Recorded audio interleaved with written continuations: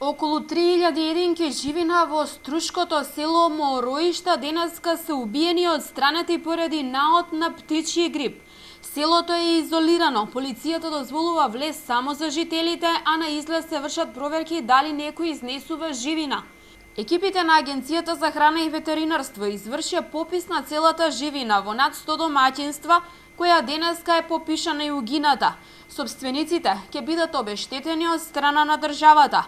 Во рамки на акцијата, утре ќе се врши целосна дезинфекција на селото. Според надлежните, не се работи за заразна болест која може да се пренесе кај населението.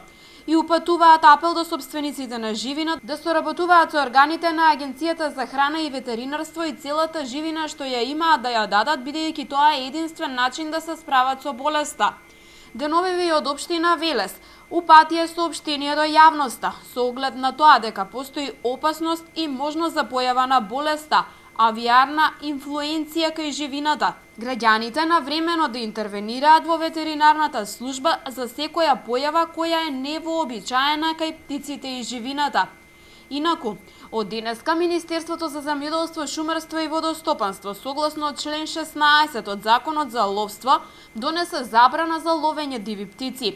Како што соопштуваат, забраната е привремена и се однесува на целата територија на Република Македонија поради опасност од ширење на птичјиот грип. Забраната за ловење диви птици стапува во сила веднаш и ќе трае до нејзиното отповикување.